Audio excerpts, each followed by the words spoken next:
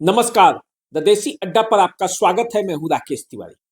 क्या शहाबुद्दीन के बाद मंगल पांडे सिवान के लिए तुरुप का इक्का साबित होंगे?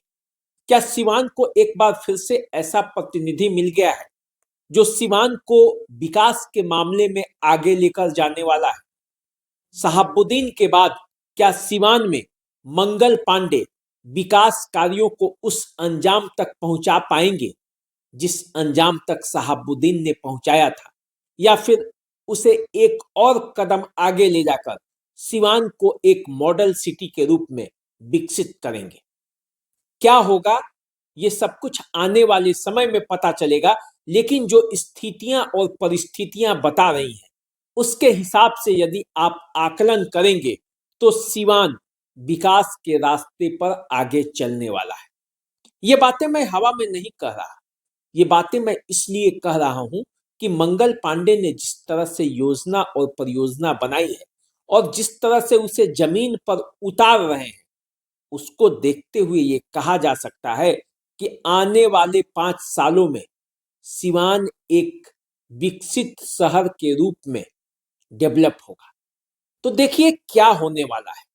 सिवान में सिवान सदर अस्पताल का कायाकल्प होने वाला है। देखिए, किसी भी शहर की स्वास्थ्य व्यवस्था, जब उसका स्वास्थ्य सही रहेगा तो उसकी स्थिति अपने आप बदल जाएगी। तो सिवान में स्वास्थ्य व्यवस्था चुस्त और दुरुस्त होने वाला है। इसका आपको नजारा मिलेगा और इसका आप धरातल पर उतरते हुए विकास कार्यों को देख सकते हैं। सिवान सदर अस्पताल में 50 बेड का क्रिटिकल केयर ब्लॉक का निर्माण हो रहा है।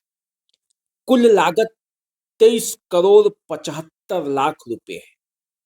23 करोड़ 75 लाख रुपए के लागत से आपातकालीन वार्ड, मातृ एवं शिशु कक्ष, आईसीयू, ऑपरेशन थिएटर और अन्य आधुनिक सुविधाओं से सुसज्जित क्रिटिकल केयर ब्लॉक का निर्माण हो रहा है और इसका शिलान्यास मंगल पांडे ने आकर कर दिया है।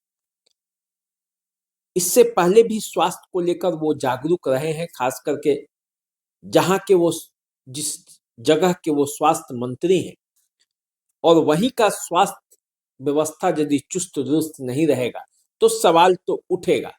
तो जो परिस्थितियां हैं वो सिवान के स्वास्थ्य व्यवस्था को बेहतर करने के पक्ष में अभी है। अगर अभी नहीं तो फिर समझिए कि कभी नहीं।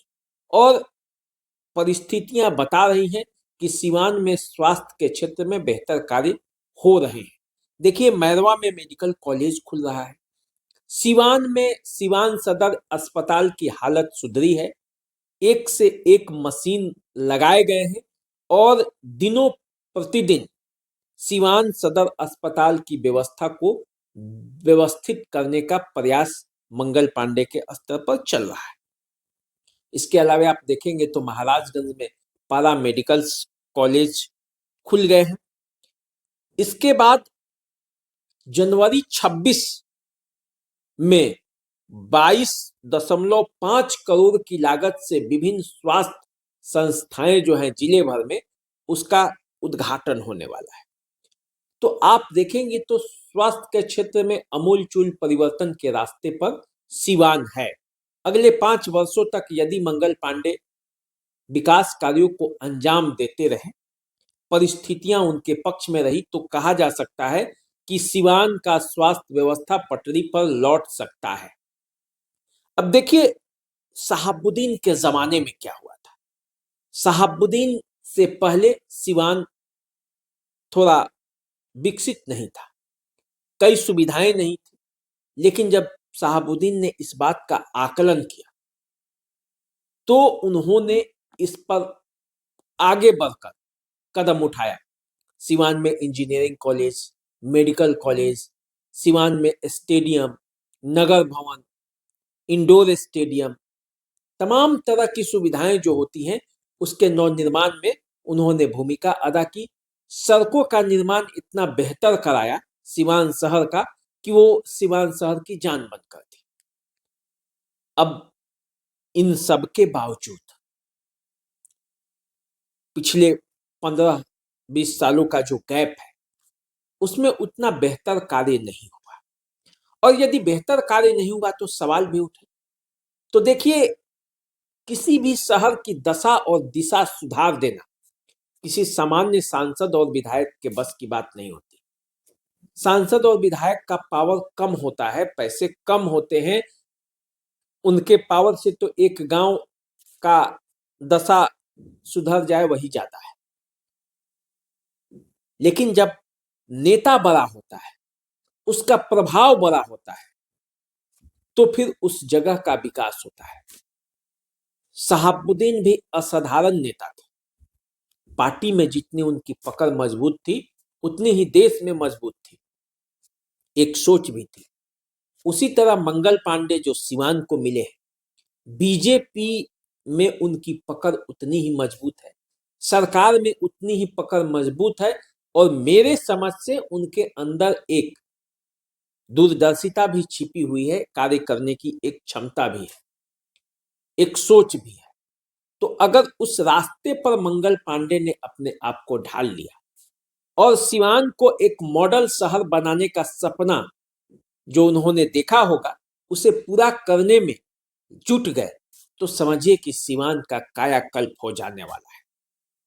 मोहम्मद शहाबुद्दीन के बाद फिर एक बार मंगल पांडे का नाम इसलिए जाना जाएगा कि मंगल पांडे ने सिवान को एक सुव्यवस्थित और अच्छा सिवान बना कर दिया। अब ये हो पाएगा, ये सपना धरातल पर उतरेगा कि नहीं, इसका दावा अभी मैं नहीं कर रहा। 5 साल बचे हैं और इन 5 सालों में मंगल पांडे क्या करेंगे ये देखना है, क्योंकि शहाबुद्दीन का सिवान के विकास को लेकर भी एक सपना था। शहर कैसे चलता है, उसका मन मिजाज कैसा होना चाहिए, इसको भी लेकर एक सपना था। तभी उन्होंने कल्चरल एक्टिविटी के लिए एक अलग संस्थान खोला था, खेलों के लिए एक अलग क्लब बनाया था। जिले के स्वास्थ्य व्यवस्था पर उनकी पकड़ थी, परीक्षाओं पर वो नजर रखते थे। उनका एक अपना सोच था, एक अपना सिद्धांत था कि शहर कैसा होना चाहिए और वहां पे लोगों को कैसे काम करना चाहिए। मंगल पांडे में भी दूरदर्शिता है। सिवान तेजी से बदल रहा है, जमाना तेजी से बदल रहा है, और इस बदलते दौर में नए तकनीक और नई सोच के साथ अगर सिवान को डेवलप किया गया तो मंगल पांडे भी अमर हो जाएंगे, क्योंकि सिवान उनका गृह जिला है और उस गृह जिला के विकास में यदि उन्होंने अपना योगदान दे दिया तो समझिए कि उनका नाम जो है वो हमेशा के लिए लोगों के जुबान पर होगा। जैसे भले ही शहाबुद्दीन नहीं हो तो उन्हें दो बातों के लिए जाना जाता है। एक तो उनकी दबंगई, अपराध की उनकी घटनाएं, जिन मामलों में वो जेल के अंदर थे उन मामलों के लिए शहाबुद्दीन को जाना जाता है, तो विकास के मामले में भी शहाबुद्दीन को जाना जाता है, उनकी एक सोच के लिए भी उनको जाना जाता है। तो कुल मिलाकर एक अलग तरह के नेता वो थे।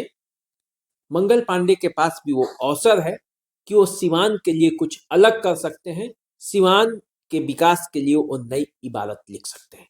तो देखना यह है कि मंगल पांडे अगले 5 सालों में क्या करते हैं, इसके लिए आपको थोड़ा इंतजार करना पड़ेगा। क्या मंगल पांडे सिवान के विकास में अपनी भूमिका अदा कर सकते हैं, नहीं कर सकते, इस पर आप क्या सोच रखते हैं, आप अपना विचार भी कमेंट बॉक्स में जाकर दें। चैनल को सब्सक्राइब कर लीजिए, वीडियो को शेयर कर दीजिए, और यदि फेसबुक पर हमें देख रहे हैं तो फॉलो कीजिए। नमस्कार।